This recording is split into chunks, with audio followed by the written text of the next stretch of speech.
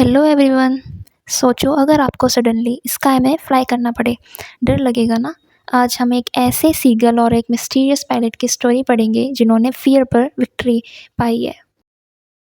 इस चैप्टर में दो अलग अलग स्टोरीज हैं, हिज फर्स्ट फ्लाइट और द ब्लैक एरोप्लेन। तो दोनों स्टोरीज़ का मेन थीम क्या है? फियर को ओवरकम करना और करेज दिखाना। तो हम पहली स्टोरी करने जा रहे हैं, हिज फर्स्ट फ्लाइट।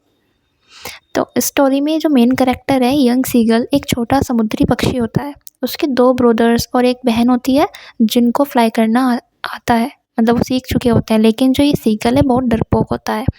इसमें चार कैरेक्टर्स हैं, young seagull, mother seagull, father seagull और ब्रदर सिस्टर्स हैं। यंग सीगल एक ऊंची चट्टान पर रहता है। उसके पेरेंट्स उसको बार बार बोलते हैं कि जंप करो और फ्लाई करो, लेकिन वो डर की वजह से कोने तक भी नहीं जा पाता।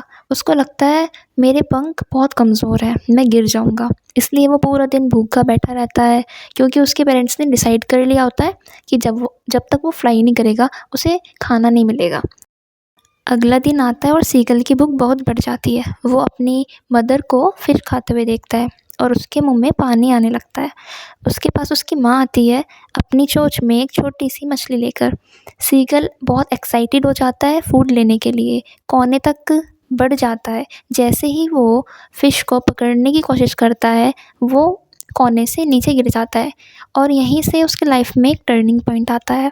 स्टार्टिंग में जैसे वो बहुत पैनिक करता है, उसे लगता है वो मर जाएगा, लेकिन सडनली उसके विंग्स खुद से ही स्प्रेड हो जाते हैं। एयर उसको सपोर्ट करती है और वो फ्लैप करना शुरू करता है। और उसके बाद क्या होता है, वो उड़ने लगता है। उसका जो डर होता है वो एक्साइटमेंट में चेंज हो जाता है एकदम से। और उड़ने के बाद वो कॉन्फिडेंटली स्काई में ग्लाइड करता है। उसकी फैमिली उसको चीयर करती है, मदर उसको फ़िश खिलाती है जैसे एक रिवार्ड के तौर पे। इस मोमेंट में यंग सीगल समझ जाता है फियर सिर्फ दिमाग में था, रियलिटी में वो ऑलरेडी कैपेबल था। मोरल क्या मिलता है? फियर हमें रोकता है, लेकिन जब हम ट्राई करते हैं ना तभी पता चलता है हम क्या कर सकते हैं। कॉन्फिडेंस एक्शन से आता है, थिंकिंग से नहीं आता। अब हम अपनी दूसरी स्टोरी शुरू करते हैं, द ब्लैक एरोप्लेन। इस स्टोरी का नरेटर एक पायलट है, नाम मेंशन नहीं है लेकिन है। वो अपना प्लेन फ्लाई कर रहा होता है पेरिस से लंदन। तो इसमें तीन कैरेक्टर्स हैं जो ज़्यादा मेन है। पायलट जो कि नरेटर है, और स्ट्रेंज ब्लैक एरोप्लेन का पायलट होगा, women at control tower.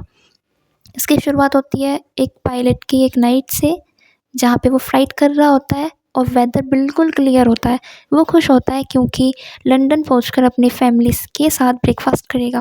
Suddenly वो देखता है एक काला storm cloud. Normally pilots storm avoid करते हैं, लेकिन वो सोचता है I will take the risk. उसकी ये सबसे बड़ी मिस्टेक होती है।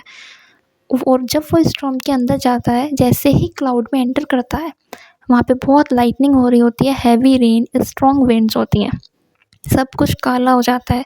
फिर उसके बाद प्रॉब्लम्स शुरू होती हैं। कंपास काम करना बंद कर देता है, रेडियो बंद हो जाता है और तेल भी बिल्कुल फिनिश ही हो जाता है लगभग। तभी पायलट को लगता है अब क्रैश पक्का है। बट एक मिस्टीरियस रेस्क्यू होता है। तभी क्या होता है, सडनली वो देखता है एक ब्लैक एरोप्लेन उसके साइड में फ्लाई कर रहा होता है।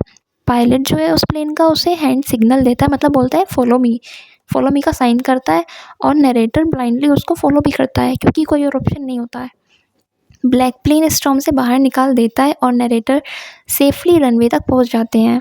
जैसे ही वो लैंड करते हैं, ब्लैक एरोप्लेन डिसअपेयर हो जाता है। कंट्रोल टावर में जाकर लेडी से पूछता है उस दूसरे प्लेन का पायलट को थैंक्स बोलना है। लेडी कंफ्यूज हो जाती है और कहती है आज रात स्काई में सिर्फ तुम्हारा प्लेन था, और एक और शॉकिंग बात यह है तुम्हारा फ्यूल तो लैंडिंग के टाइम ऑलमोस्ट ज़ीरो था।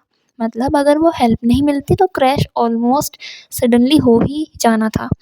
और इसमें सबसे बिगेस्ट मिस्ट्री क्या है इस चैप्टर की? ब्लैक एरोप्लेन का पायलट कौन था? गोस्ट, एंजल, इमेजिनेशन या कोई अननोन सेवियर? ऑथर इसमें बताता नहीं है कि कौन है, ताकि रीडर्स खुद इमेजिन करें। और इस चैप्टर से मोरल क्या मिलता है? कभी कभी लाइफ में अननोन फोर्सेस हमें हेल्प करते हैं। ओवर कॉन्फिडेंस रिस्की हो सकता है, और होप कभी नहीं छोड़नी चाहिए इवन इन डार्केस्ट मोमेंट्स। और दोनों चैप्टर का ओवरऑल मैसेज ये है, फियर और डेंजर लाइफ का पार्ट है, लेकिन करेज और फेथ से हम उन्हें क्रॉस कर सकते हैं। Thank you. और अगर ऐसी वीडियोज़ चाहिए हो तो लाइक, सब्सक्राइब और कमेंट ज़रूर करें। Bye bye.